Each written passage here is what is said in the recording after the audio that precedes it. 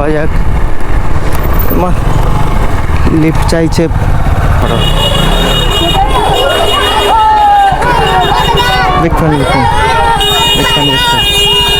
ভাই ভাই পেছনে জাম বেঁধে গেছে জাম। কি হয়েছে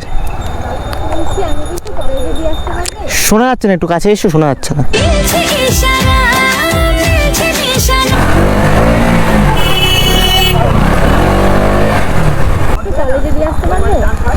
কলেজে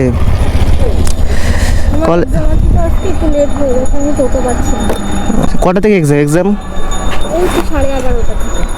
এখন তো প্রায় 15-12টা বাজতে গেল।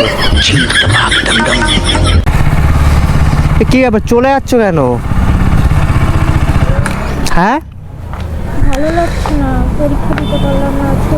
আরে এই নিয়ে এত ভেঙে পড়ো না, এটা নিয়ে এত ভেঙে পড়ো না। কারণ কী করে তোমার তো ফ্রেন্ডকে ফোন করেছিল, কি বললো?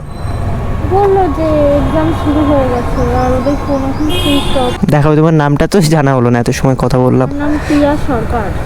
আচ্ছা আচ্ছা।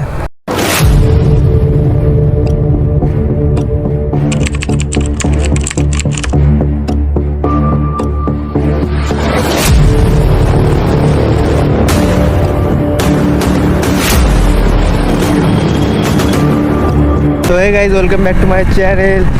তো আজকে আমরা মর্নিং বেরিয়ে পড়েছি একটা ভিডিও শ্যুট করতে। বহুদিন বেরোনো হয় না, তো আজকে আমার যেহেতু আজকে সোমবার, তো আমার দোকান ছুটি আছে, তো ওই জন্য আমরা বলি সরি আমি একাই বেরিয়ে পড়েছি। তো জানি না কি ভিডিও শ্যুট করব, আর দেখি রানাঘাটের দিকে একটু যাওয়া যাক। কালকে রাত্রে ভীষণ বৃষ্টি হয়েছে এই রাস্তা, ওর জন্য আমাদের এই রাস্তা কাদা, আর গাড়ির অবস্থা দেখো পুরো কাদা হয়ে গেছে। ধরো টাইম পেলাম না বিষয়। আবার বিকালে আজকে কুনাল সবাই আসবে, ওদের সাথে আবার দেখা করতে যেতে হবে। আরেকটা আমাদের বগুড়া থেকে একটা নতুন একটা বন্ধু জয়েন হয়েছে আমাদের গ্রুপে, সেই বন্ধু আজকে আসবে। তো আমরা বিকালে চাপড়াই যেতে পারি সম্ভবত। পেরিয়ে আমাদের রোডে চলে এসেছি, হাইওয়েতে। গাড়ি বারবার স্টার্ট বন্ধ হয়ে যাচ্ছে শুধু আমাদের। আর এখন আমরা রানাঘাটের দিকে যাব। আর আমার পেছন থেকে কাদা উঠছে। মামুর গাড়ি দাঁড়িয়ে আছে সামনে, দাও গাইজ, ধরলেই বাড়া ভাই। আমরা লালগোপাল স্কুলের সামনে চলে এসেছি।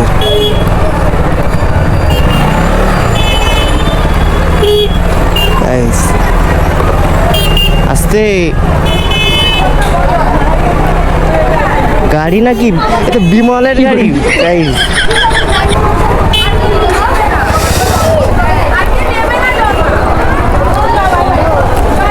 বিমলের গাড়ি গেল গাইজ। অজয় দেবগান যুবা কেশরী।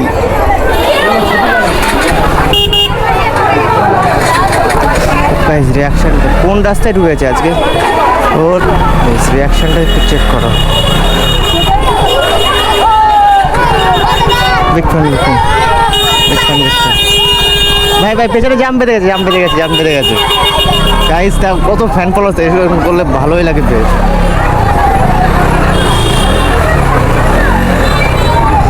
এত ফ্যান ফলোয়ার্স বেশ সুন্দর লাগে যখন ছোটো ছোটো ভাইরা বিগ ফ্যান দাদা বলে।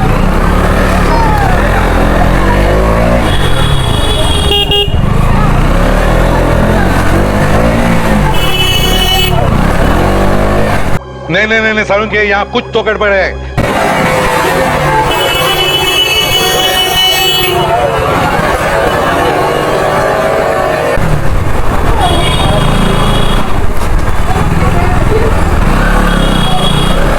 তো হালকা কাট মরে বেরোলাম গাইজ ওখান দিয়ে। সব মেয়ে গাইজ রিয়াকশনটা দেখেছে ওখানে, যত স্কুলের মেয়েরা আছে সবাই তাকিয়ে আছে যখন ওই ভাইগুলো বিগ ফ্যান দাদা বিগ ফ্যান বলছে। এখন কোনো কন্টেন্ট তো পাচ্ছেন, তো বাড়ির দিকে একটু যাওয়া যাক। বাড়ির দিকে যাবো আমরা বলি সরি আমি বাড়ির দিকে যাব। তো লেট হয়ে গেছে, প্রায় ভালোই বাজতে গেল। তো এখন বাড়ির দিকে যাওয়া যাক। লিফট চাইছে, কি মেয়েটা লিফট চাইছে, কি হয়েছে? বলছি আমি কিন্তু কলেজে দিয়ে আসতে পারবো? শোনা যাচ্ছে না, একটু কাছে এসো, শোনা যাচ্ছে না।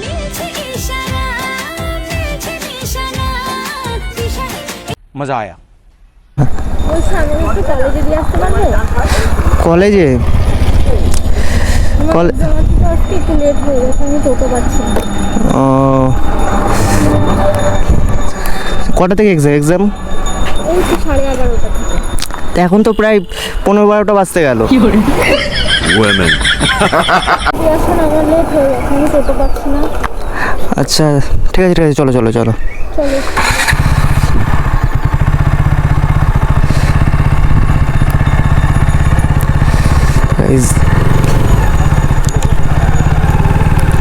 এই মেয়েটার এক্সাম আছে, তো এখন আমরা সরি এখন এক্সাম আছে, লেট হয়ে গেছে, এখন 15-12টা বাজে, 11:30 এক্সাম ছিল, তো একটু গাড়িটা ফাস্ট চালাতে হবে, তাহলে এক্সাম দিতে পারবে না। কোন রানাঘাট কলেজে পড়ো? আচ্ছা আচ্ছা আচ্ছা, সেকেন্ড ইয়ার না ফার্স্ট ইয়ারে পড়ো?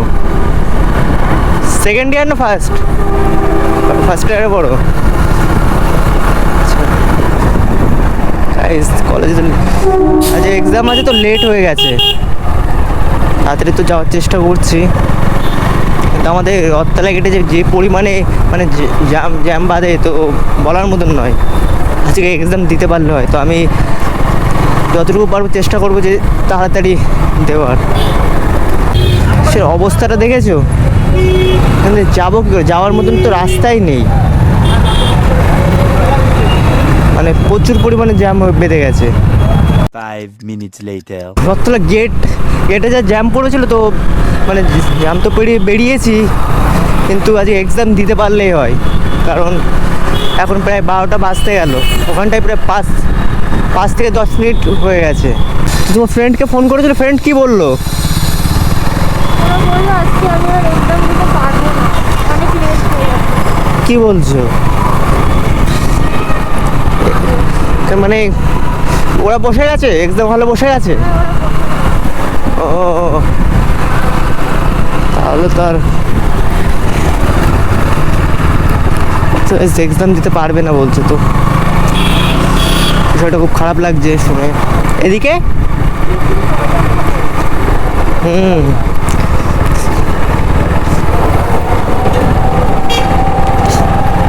এই জায়গাটা নামিয়ে দেবো? আচ্ছা আচ্ছা আচ্ছা,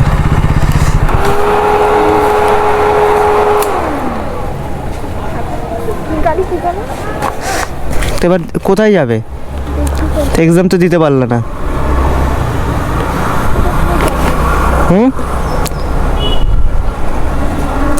এক্সাম তো দিতে পারলে না, এবার কোথায় যাবে? কি হলো, এত ভেঙে পড়ছো কেন? আরে ভাঙার কিছু হয়নি।